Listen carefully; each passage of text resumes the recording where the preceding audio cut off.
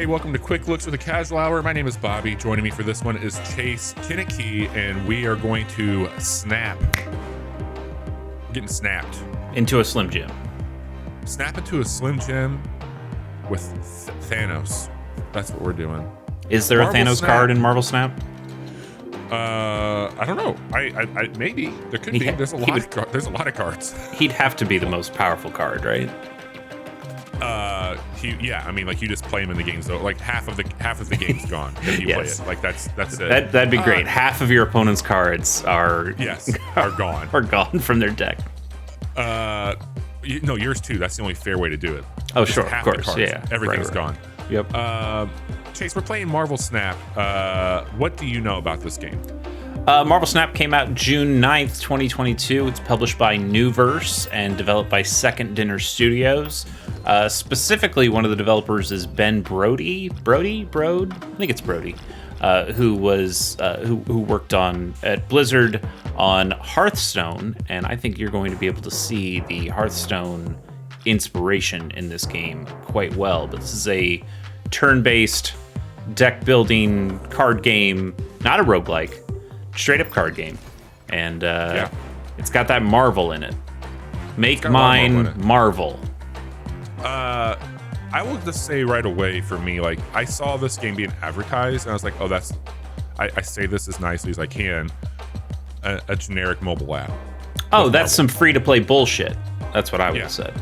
Yeah, and I started to see some people popping up saying like, hey, this game's really, really fucking good. And I'm like, what? Is this like a sponsorship? Like I legitimately was like, this has to be a paid thing. And I got in here and I played quite a bit of it. I'm not great at it, but I think this game is really fucking cool. So as Chase called out, this is a deck building game. I'm going to just get into a quick match, show you what that is, and we're going to come back out and look at all the stuff that goes into it. Does that work for you? Yeah. So this is a PvP game. It does automatic matchmaking. You're going to have a handful of cards that you get one energy at a time to use. So I can play a card right now. You've got these 3 pools that have the ability to influence outcomes of the game. Like this one here says when you play a card here, add a copy of it to your hand. So we're going to get another Hawkeye right back into our hand because we played that one. And he's got an attack power of 1. You can place 4 cards beneath each one of these pools. And as you go through 3 turns, you see what each one of the modifiers is going to be on that. The objective here is that you want to have the highest point count across 3 of these to win the battle. And I have now an option to play another one on turn 4, transform into one of the other locations. So I'm going to go ahead and play... I'll just keep going over here on this one for the time being. Now each card, not every single card, but most cards have some secondary effect there. So you see that green light around Hawkeye that just left now. That was because you get bonus attack for Hawkeye if you put another card in that same area the next turn. So that's what Bobby did. He threw in that next turn. You see now that green number on Hawkeye, he got a little stronger. Now, what's her name? The one you just put in? Medusa. Her thing is if you put her in the middle location, she gains 2 power. So Bobby, what I like about this game is there are risk rewards here of who do you put where and when. So you had an opportunity cost of, oh, well, I'm not going to get as much power on Medusa, but I am going to get more power on Hawkeye. But also you put her on the slot that gives you the free copy. So now you can do that. Yeah, so I was able to boost this up, give him his thing, and also get another copy of that card for the center. I'm gonna, because you were asking about like this points carryover, I'm not gonna spin this right now. We're gonna see what happens there, because I have 1 left over. So we put that down. You're gonna see her double. She's now 4. You can also click on that one. So on reveal, give the next card you play 2+ power. And I got Wong. Because that's a random card. I don't have that in my ability, or in my deck. But because of this here for the X Mansion getting that extra 1, so I'm losing, and I need to turn some things around here pretty quick. 4, 9. Thing is just a big old hefty boy. Punisher, however, +1 from each opposing card's location. I'm still not going to get higher there, so I'm going to bring Thing over here. Actually, I should have played him over on the left. Oh well. Playing a little sloppy here under pressure. It's all right. So I can talk a little bit more here. You got one of the things I'm also liking about this game is that you get like there's no mana cards. It's not like Magic the Gathering where you're putting down lands or anything. It is very much like Hearthstone where it's super pick up and play. You get a increasing amount of energy to play cards each turn. So as the game goes on, people are going to start throwing heavier hitters as they go. I also really like this system of players putting down their cards blindly and then revealing them at the same time. So there isn't really a concept of turns here or like my turn and then your turn. This is turn 1. We're both playing these cards and then we move on to turn 2. I haven't played Yu-Gi-Oh, but it makes me feel very Yu-Gi-Oh style in that you can lay down a card that feels like it's going to be a trap. Yu-Gi-Oh does have player turns and other my turn then your turn, but it does feel very much of, hey, we're going to make something that traps another player. This guy looks like he's got some business going on. I know you're leading technically, but well, not technically. You won. But man, he was doing some business. Well, he also thought that he was going to win because he kept snapping up here. So that's the other mechanic in the game. So he doubled this up to where like I'm going to get more rewards now. So that doubled up. It's going to show you that you can also, if I had the means to, I could upgrade the card. We're going to talk about that here now as well. And not only do you get rewards, he lost rewards, right? He lost rewards, and that's the other thing that this game does. So I am at a point now where I'm playing in a ranked level, and if you lose, it knocks you back down. And the whole idea there is not to be punitive, but to make sure that you're playing against people that your skill base is comparable to. Yeah. And so if you're losing a lot, it's going to put you back down with people that are around where your skill is at that time, and as you get better, you build your deck up, you'll go. I've been pretty successful. I feel I played that somewhat sloppy. All that to be said, it does. He lost, to your point, not only some of his points there, but he went down. I'm playing this on PC. This is a mobile game. I don't know if we called where it was available, but it's on iOS, Android, and PC right now. This is just a straight, like very, very much so mobile port. Like I'm using my mouse to like swipe like I would with my thumb. But there's a few things here on the, like, let's go over what this is and isn't. Down here in the bottom left is the shop. You've got 2 currencies in the game. I don't know what they, like, I think this is you got gold, and then these are called credits. You earn credits throughout the game playing it. Gold similarly. I've not put any money into this game. And so far, everything that I've seen that you could spend money on is purely cosmetic. There's no pay to win that I'm coming across. Yeah, people unlock the same cards at the same rate. So it's just as you play, you unlock the next card in the chain. So you're never going to come up against somebody who bought their way to having, I don't know, some 10 score Captain America before they're supposed to have it. The other thing I'll call out here is there's a few categories in the shop. These are just daily offers. These are going to be variants, whether it be like 8-bit, more kid cartoonish, different comic variations, which makes sense from a comic lore. These fast upgrades, though, I like these quite a bit because they are cheaper for your credits, and you get XP that goes towards your battle pass. So if I just click here, I'm going to use the credits that we have up at the top, and we're going to upgrade Ant-Man. The next step up is a frame break, which is an uncommon. So now you can see that he's got a little bit more of an aggressive look around that framing. Yeah, his knee barely comes out of the frame. Ooh, some of them are much more impressive than others. But to your point, yes, using these like buying these things helps that battle pass, and that battle pass is where you get cards. You saw on the left there, mystery card. That's going to be the next actual card that Bobby gets. So you want to keep doing this. So even if you are in a situation where you're losing in the main game, as long as you're still picking up credits, eventually you can buy your way to what will be the next rank to get the next card. It doesn't help you win exactly, but it does give you a way to keep grinding without having to continually win at the game. And over here on this tab for the collection, you can see all the cards that you have. You can see that I have different variations of cards, like Star-Lord, for example. He's an animated 3D. So there's a lot happening on this card because I've upgraded him quite a bit. Oh, Chris Pratt. Chris Pratt, your friend and mine. But you can see that there's a bunch of cards here that have these upgrades waiting and pending. So if I grab Colossus, down here in the bottom right, you can see that there's an upgrade. This requires a collection level and also the credits. So I'm going to go ahead and do that. And this should get us another card off the battle pass, if I'm not mistaken. Yeah, so now I can click here and we'll get an Korg. Oh, Korg. So on reveal, he makes music, right? He's a Korg, yes. He is a keyboardist, yes. So we did that. I'm not going to upgrade anybody else. And then over here, this is going to be the play. There's like updating on this, like these VATs, the cloning VAT.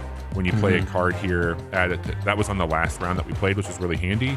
But up here is the missions. So play a match with a new deck. I've done that. That goes up here to my overall. That just went up in level. And then they've got seasons. Like I did season 1. I'm working on the season 2 right now. And you just do these things to go towards your daily missions, but also your ongoing missions. And you can see that broken down here. Can you go back to your card library? Yeah, let me grab this really quick and I'll hit that. Yeah. Because we're going to get Gamora now as well. If your opponent played a card here this turn, you get 5 power to that, which that's pretty Hell good. yeah, that's fantastic. Card library. What's your favorite card? Oh man, that's a tough one. I really like if I'm just like kind of feeding things into it, the Sentinel's pretty good because you always get another Sentinel when you play it. So just and they're cheap and they've got a higher output, so I like those quite a bit. Star-Lord's way up there for me as well. This is fun because there's a little mind fuckery that happens with it. Yeah, that's your Yu-Gi-Oh trap card thing. Yeah, you play that card, you're gonna get more power to it. Namor is awesome if you've not played a lot with him. So ongoing, if I put Namor down in one spot, he's just going to keep getting power up if he's the only card in that spot. And you can do some really nasty shit with him here. I don't have Ironheart, I don't think. Maybe I do. Yeah, you do. Up second, top left right now. Yeah.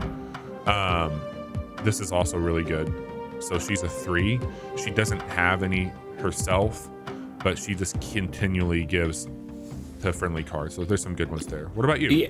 So, well, the thing you showed there with that was even a synergy right there. If you put Namor in one of those slots and don't put anything else there, well, yeah, he can gain power, he gains the power he starts with, but is there a way for him to get more power? Well, yeah, there is. You could have Ironheart. You play her in a different area, but she gives other friendly cards +2. +2. She could give Namor +2, and so you can continually power him up. There are also places on the board sometimes that'll say, well, you can no longer play cards here after turn 4.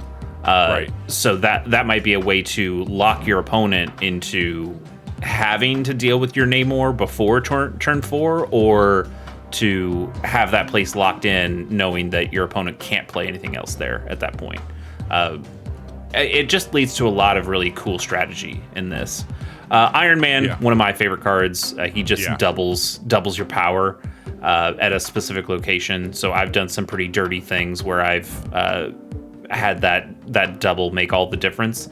Especially because there are some powers. So you have this one, like Odin. He has an on-reveal power, which means once he gets turned over, this thing activates.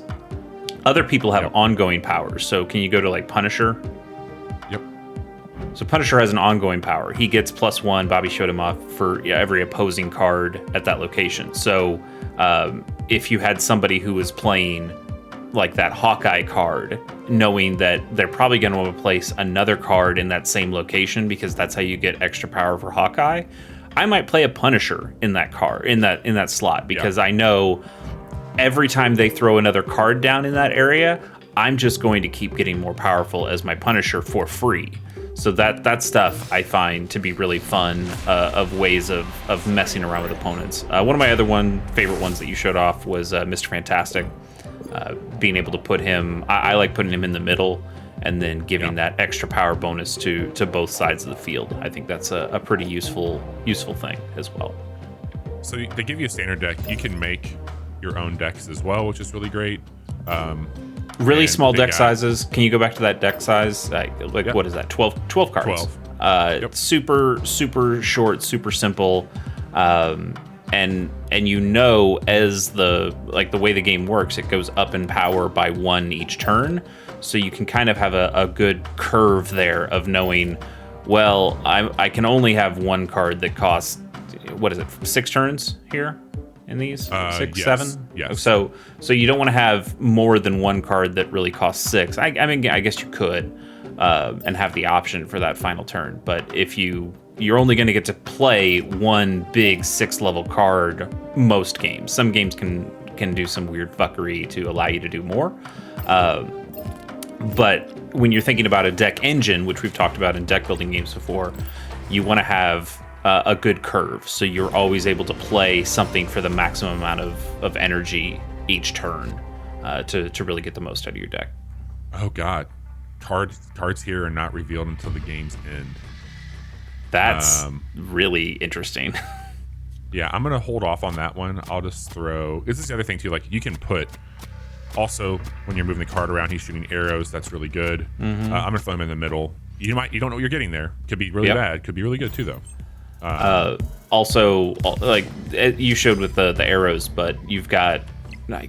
I hate it because Cyclops is a terrible card in here because he has no bonus effects, but he does a big optic blast whenever you throw him out there, and I think that's really cool. Okay, so we've got. This is going to stay pretty empty here, which you can see that cards here have -2 power. That sucks. I would imagine. Where would you put Star-Lord here, Chase, if you were playing? On turn 5, all cards must be played here. I think he'll probably keep putting stuff in the left one if it was me. Okay. Knowing that he's going to have to put stuff in the right column. Yep.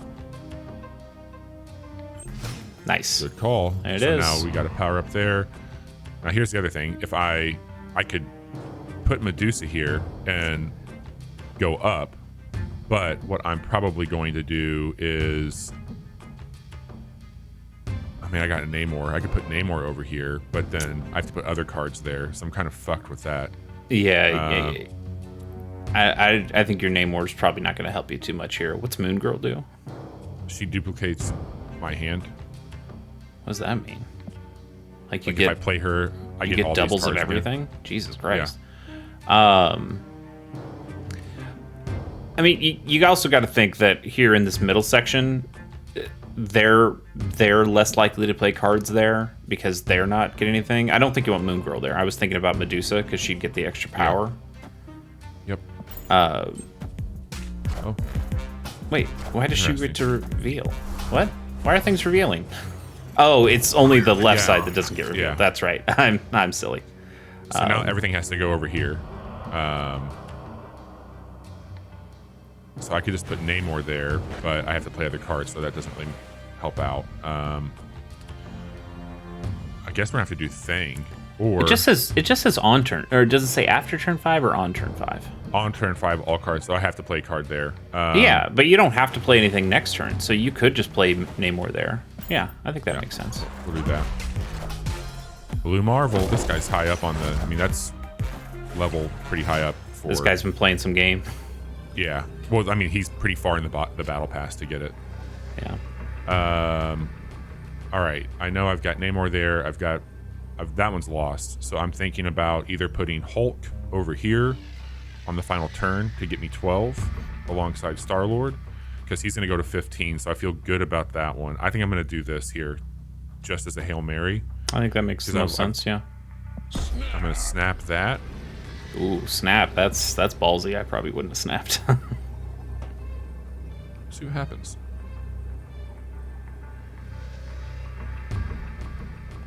Oh, well, there you go. That's weird. Okay, maybe you figured out Hulk. Well, yeah, I mean, like, Well, that would have been... Congratulations. Thanks. That should level me up to 14. Thing can be upgraded if we'd like.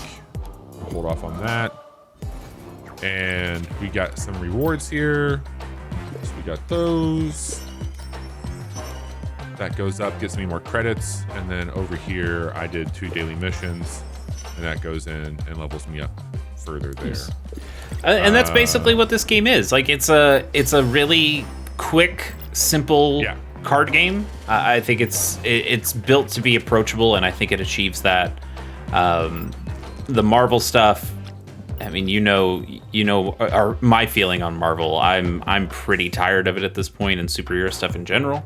But I think this is a really well-made card game, and honestly, if it probably wasn't Marvel coded here, I would be playing a lot more of it. I still ended up playing quite a bit of it and liked it, and I think it does have some really cool card game mechanics here and was really well thought out. Yeah, this has been very, very approachable. Like, I like that's the word that you use for this. So these ones are rare, by the way, which is nice because you see a little bit more of the parallax effect there. I was just trying to get us up here to this mystery card before we broke away.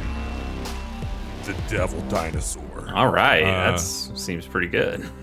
Yeah, I agree, and I've had a lot of fun with it. This has been something that I'll open up, I'll run through, because you can get through a match in like 4 to 6 minutes. We've taken longer today because we're showing it off, but yeah, when you're familiar with this, like, you can hop in and out pretty easily. But I think there's some really clever stuff here. I'm anxiously awaiting to see what copycats start to pop up with their own type of snap game, because I think that there's going to be more people following the success of this for sure. Yeah, one of the fun things you mentioned in our podcast that we were doing as you were talking about this game is that any franchise could do a snap. You could do a DC snap. You could do then you mentioned you could do a Pokemon snap. I was like, that's the one you can't do. That name's taken. Pokemon snap. But that concept, like, I could even see it would be bold of them, but I could see Pokemon bringing something into their card game too, like a variant or something. I don't know. Like, there's something really cool from a collection standpoint, and in and out. I would say that this is up there for like one of the bigger surprises for me, just based off of my initial like disdain for what I was looking at. Like, oh, that looks like cheap shit, but I've actually put quite a bit. This is that, by the way, level 20. That's where he was at with it. Oh, okay. Wow. Yeah, he's definitely up there. Yeah, I think it is cool that you've got that you can make something so weird with this too, because it's a card game, because you really don't need to put a ton of resources into building models and animations and things like that. You can put something like Devil Dinosaur or Blue Marble. Right. Full disclosure, I don't know who the fuck either of those things are. But no idea. It's certainly not somebody you'd get to see in, an X-Men Legends game or, the Marvel Avengers game they made, because these characters don't rate in that way. But here, where you just need a bunch of cards, you've got a ton of characters to pull from throughout the history of Marvel, so you can do weird stuff, and you don't seem to have the problems that plague something like the MCU here. So you don't need to.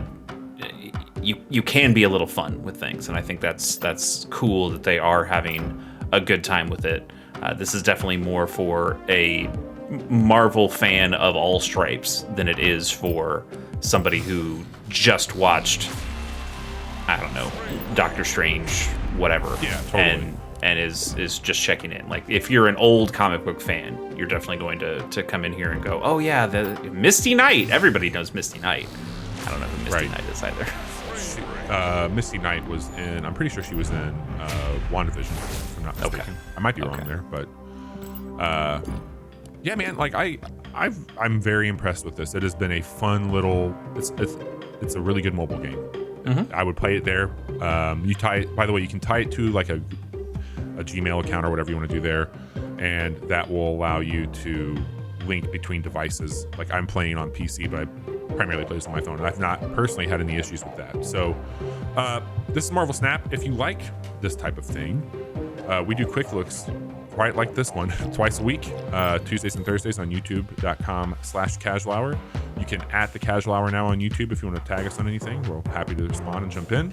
If you see a game that you think we should play, let us know. We stream games like this over on Twitch, twitch.tv/casual hour, primarily on Monday nights, where Chase and I get together and play more deck building, turn-based strategy games together on stream. That's Mondays at 10:30 p.m. Central. And then Wednesday, we record our podcast live, the Casual Hour, where we're joined by Johnny. We post those episodes every Friday morning wherever you listen to podcasts. So you can either tune in and watch live or go watch a video on demand on our YouTube channel. And then Friday nights, Johnny and I, sometimes Chase, will get together and play kind of standard fare video games, good multiplayer, usually like PvE stuff, but sometimes some multiplayer as well, or PvP multiplayer. And that's going to be this quick look of Marvel Snap. It is free to play on iOS, Android, and Windows PC. Get in, check it out, and snap into it. Chase, thanks for hanging out. Thank you.